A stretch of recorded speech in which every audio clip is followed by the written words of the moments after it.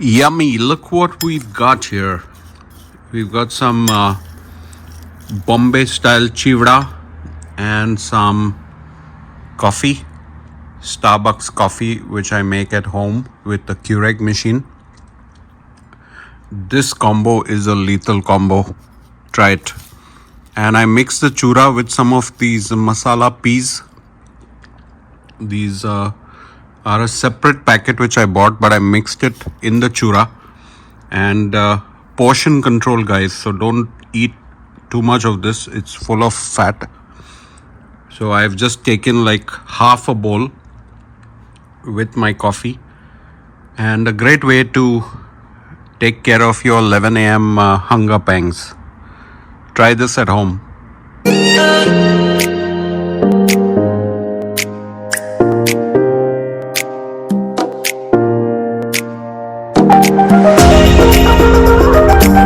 Hi guys, Hi everyone.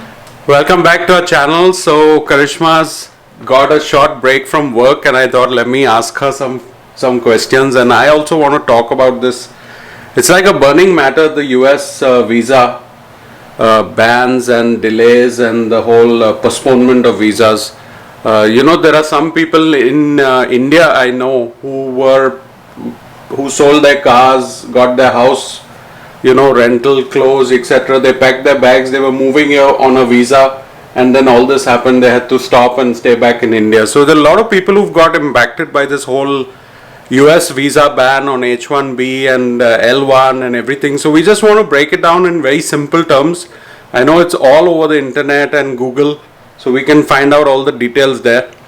But Karishma, you've seen recently it's started, with President Trump announcing these bans, and the biggest countries impacted are China and India with the biggest population. So what are your thoughts from a corporate person? We moved from India. What have your thoughts been on this recent? Yeah, I think my thoughts actually go out to the folks who are caught, in this proclamation, because, like you said, any move, it's like a family move, right? So it's not just one person up sticking and going, and there are a lot of aspects that are linked up. So again, families that have children, it's their schooling, their college, or again, like you said, you got to wind down stuff in your home country and then plan to move into a new place. But I think this proclamation, I think between now and the end of the year, they're actually not even considering and honoring any appointments that were even set up for these visa interviews. So I think it's unfortunate for people who are caught in that lull. So it's like being in that no man's land where you don't have your feet in your home country and neither in the country that you want to start your next phase of your life. So the H1B and H2B have been impacted, and those are the skilled workers, the technology, engineering, those jobs which are for Infosys, Wipro, Cognizant, Tata Consulting. All those companies are going to have a big deficit of employees because they bring so many workers from China and India. And we know Indians are very smart, they're good with the technology careers. So a lot of Indians have been stuck back home with their visas on hold or cancelled or whatever, and the companies here, at the end of the day, you're not going to hire Americans who may have those same skills. The Americans who are without jobs now may not be the same people who can take a technology job or a coding job. So that's something we have to debate. But then we know that the election is coming in November. So a lot of this could be, to favor obviously Americans, to make sure we give the vote to the current president. That decision has been taken on those lines, But we've been a couple who've traveled to the US twice actually. We moved once in 2009 and once in 2012. So we know what it is like to relocate and worry about visas, paperwork, everything. So Karishma, how's it been from a corporate standpoint? Has it impacted like global moves and jobs? Absolutely. So again, like I said, we have folks who we are bringing in and we'd like to bring in, but we have to kind of go with the work laws and the immigration laws of the country. And if at this point in time they're saying it's on a pause, then we are pausing there. Yeah. So the visas, obviously L1 is the intra-company transfer, which is, myself, Karishma, we've all come on the L1. So L1 too is on pause, I believe, till year end, and it may get extended, we don't know. And the students, students who can do their courses online, I believe they also will be forced to stay in their own countries, because Right. if you can't do lectures in town in the US, what is the use of being here? So those students either have to move back if their colleges are just something that you can do online, or you can just do it from your own country, save on rent, or so it may be a Overheads. win-win actually. Yeah, yeah, I know it's a tough one because again, from my perspective, I feel a lot of it is the experience, right? So when you're on campus, you're taking these lectures and courses in person.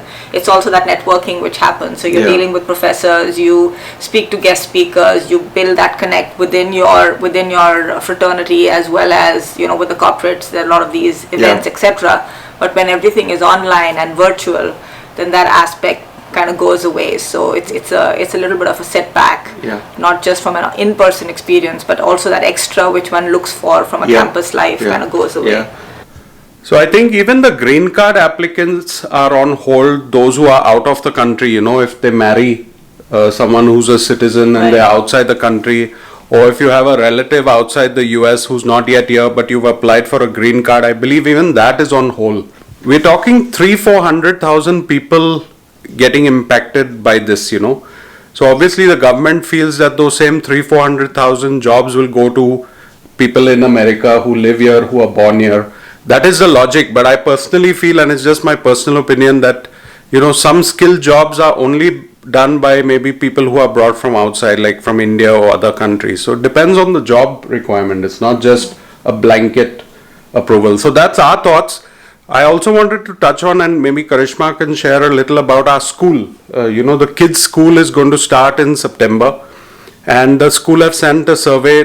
What was that survey about really? Yeah, so the school's trying to figure out. So thankfully, New Jersey is one of the states where the testing trends are positive. The cases are positive, i.e. they're going down.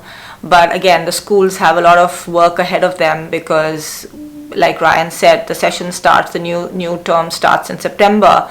And what the school district and the school board is trying to determine is what's really the pulse of the parents in the town. So they're asking us, so like Ryan said, there was a survey that was sent out where we were asked, what's our preference, if do we prefer half the students coming in like a couple of times a week and then the other half the remaining days of the week, or should it be truncated, like everyone comes for 5 days a week but just for a few hours, so you have a morning session and an afternoon session? Would you prefer blending learning, which means a little bit of online over Zoom, the way that we had over the last few months of the previous term, and then a little bit in person, or completely virtual learning? So that's the kind of sense that they're getting. The other thing that they have to obviously look at is even students who leverage the bus service, like what's their preference? Would they be open to kind of using the bus service or not? And then similarly, it's the personal protective equipment, right? So will students be wearing masks all day? How will that deep cleaning of the classrooms, etc., be done? So those are the 3 or 4 considerations that our school board and school district are trying to scope out at this point in time. And yeah, it's pretty now our biggest unprecedented times, and we have to make sure that the decisions are made well. And at the end, the safety of our children, I think, is paramount. Our biggest concern is teaching like kindergarten students or first grade, or even my daughter who's only 9, our daughter.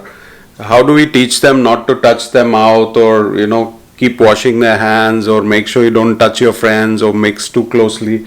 It's going to be a lot of more than the studies and the curriculum. We'll be worried more about the hygiene and the personal space. And I don't know, I'm very pro the homeschooling, but I miss the sports. They used to do a lot of gym and sports, so that part will be missing. Yeah, and I think especially the younger students, like my son, he's 16, he's got a good social network, and he's got his devices, and they play games he's online. at the beach today with his friends. He's back at the beach today, so he's got a good social network, but we can't really organize play dates for the little one, and she obviously doesn't have a phone and all that kind of stuff. So I think that social interaction is what the younger kids will miss a lot more. So we'll keep making these videos. There were a lot of questions about this on Instagram as well as on our Q&A, but I thought let's keep a separate point and we've kept it very simple, guys. I don't want to get into the types of visas and what they do. That's very boring. But overall, yes, there will be a slowdown and a pause at least till 31st December. Then we'll see basis the virus what the next phase is. If it comes back in a big way, then we, may all be in trouble. Who knows? But so far, I think we've covered most of the points. So thanks, Karishma. Thank you. It's her working day, of course, and we are going back to our routine now. So take care, guys. Thanks for joining the video. Let me know in the questions and comments if you want some more details on the visa. I try to reply to most of the people who comment, though I get a lot of comments. So we'll reply to you in the comments as well. So please ask your questions further on this topic. All right. Thanks, everyone. Karishma. Thank you. Enjoy Take the care, rest of guys. the week. Bye.